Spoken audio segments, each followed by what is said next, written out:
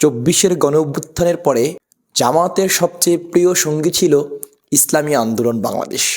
আজ সেই ইসলামী আন্দোলন বাংলাদেশ হয়ে ওঠে জামাত ইসলামীর সবচেয়ে বড় পথের কাঁটা।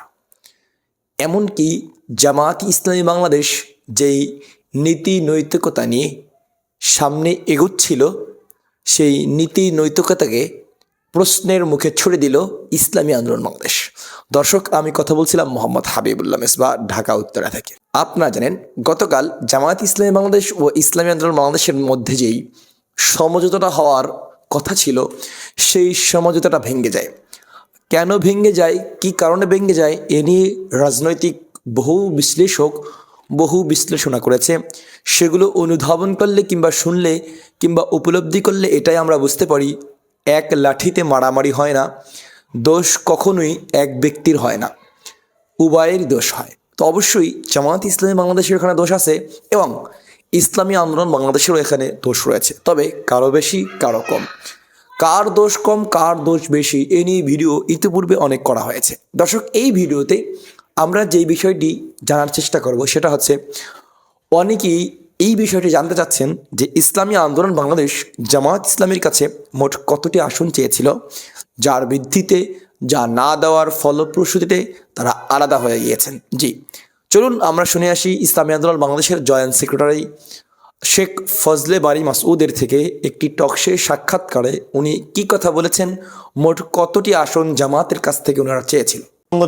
আমরা মনে করি যে আমাদের উভয়েরই কাছাকাছি থাকা উচিত ছিল। কাছাকাছি মানে আমরা সেটা মনে করি সবপক্ষই মনে করছেন হতে পারতো না। আমরা তাদেরকে একটু বেশি, অবশ্যই তারা যেহেতু আগে আমাদের চেয়ে কিছু ভোট আছে বলে আমরা দেখেছি। আচ্ছা, কাছাকাছি পরিষ্কার যে আপনি বলেছেন কাছাকাছি মানে শতাধিক, যেহেতু আসন 300 ভাগ করলে 150 দাঁড়ায়, কিন্তু আরো সংগঠন আছে, আমরা আসবো আপনার কাছে, তাদেরকেও যদি দেই পরিষ্কার যে জনসমর্থন বেড়েছে মাঠ পর্যায়ে আমরা জানতে পেরেছি। দর্শক, আমরা জানতে পারলাম ফজলে বারী মাসউদের দল ইসলামী আন্দোলন বাংলাদেশ জামায়াত ইসলামীর কাছ থেকে প্রায় সমান সমান আসন চেয়েছে, অর্থাৎ শতাধিক 100-র বেশি আসন চেয়েছে। মানে জামাত যতটা আসন নেবে তার থেকে 10টা কিংবা 15টা আসন তাদেরকে কম দিবে, জাস্ট এটাই। তার মানে জামাত ইসলামী 180টার মতন, তার মানে ইসলামী আন্দোলন বাংলাদেশ 150, এমনটাই তারা আশা করেছিল। যদিও রাজনৈতিক বিশ্লেষকরা মনে করেন এটি অনুচিত, এটি মোটেও উচিত হয়নি। না, এতটা আশা করা যাবে না। ইসলামী আন্দোলন বাংলাদেশ বড় দল, এটা রাজনৈতিক বিশ্লেষকরা মানে, আমরাও মানি, তবে জামায়াত ইসলামীর চেয়ে বেশি বড় দল না। জামায়াত ইসলামীর ভাইরা কোনো এক সময় রাষ্ট্র চালিয়েছে, তাদের মন্ত্রী ছিল, বহু এমপি ছিল। এমনকি বর্তমান এই সময়টায় জয় জয়কর অবস্থা জামায়াত ইসলামী বাংলাদেশের সারা অঞ্চলে, সারা বাংলাদেশে।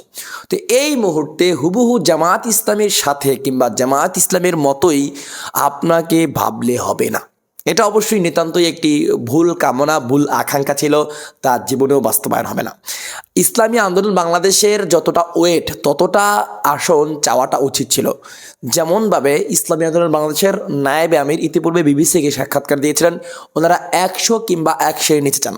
ইসলামী আন্দোলনের নেতাকর্মীদের মুখের কথা মিল পাচ্ছি না।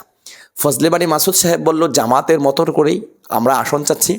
আবার পীর সাহেব চরমনায় ইতিপূর্বে বলেছেন ইসলামী আন্দোলনের নায়েব আমির যে আমরা আসন চাচ্ছি হচ্ছে 100 কিংবা তার আশেপাশে, অর্থাৎ 100 কিংবা 80টা এমন। যাই হোক না কেন, সব কিছু আরও কয়েকজন ওনাদের সংগঠনের ঊর্ধ্বতম দায়িত্বশীলদের মুখ থেকে শুনলে আমরা জানতে পারি ওনারা 80টার মতন আসন চেয়েছিল। যাই হোক না কেন, 80টা আসন দেওয়া জামায়াত ইসলামের পক্ষে অসম্ভব কোনো কিছুতেই ছিল না। ইসলামী আন্দোলন বাংলাদেশ তাদের দুঃখের সময়ের সাথী, তাদের বিরুদ্ধে অনেক উত্থাপিত প্রশ্নের জবাব কিন্তু ইসলামী আন্দোলনের পক্ষ থেকে দেওয়া হয়েছে। জামাতকে ভোট দেওয়া যাবে না অনেকেই বলেছিল, কিন্তু তার পরিপ্রেক্ষিতে কিন্তু ইসলামী আন্দোলন বাংলাদেশের আমির, তার সহকারী আমিররাই কিন্তু মুখ খুলেছিলেন।